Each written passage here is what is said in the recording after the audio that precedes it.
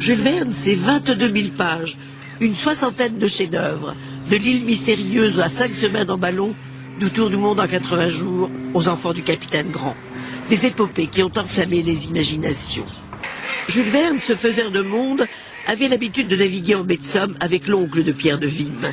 Et même face à la mer, qu'il adorait, il écrivait toujours. Il n'y avait pas trop de vent, il baissait la voile. Puis là, mon oncle, il écrivait, etc. Voilà, eux, ils n'y comprenaient rien, quoi.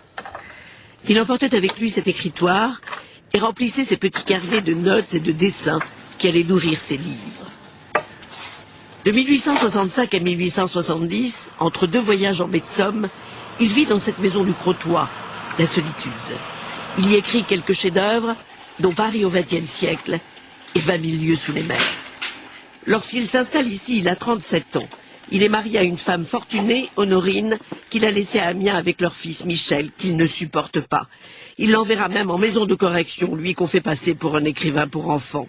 Aujourd'hui encore, son dernier descendant ne le lui pardonne pas. C'était pas un homme sympathique, enfin c'était un homme fermé, routinier, enfermé dans son travail. C'est qu'il est obsédé par son œuvre. Le plus grand éditeur de l'époque, Jules Hetzel, lui demande 3 livres par an pour un salaire dérisoire. Il le publie dans le magasin d'éducation et de récréation en feuilleton. Alors, Jules Verne travaille d'arrache-pied. Et s'il revient à Amiens en 1871, c'est pour être plus proche de sa documentation dans les bibliothèques de la ville industrielle. Son but, vulgariser la science de l'époque. Il est tout à fait conscient d'inventer un genre littéraire, c'est-à-dire faire de la science quelque chose qui passe dans le roman.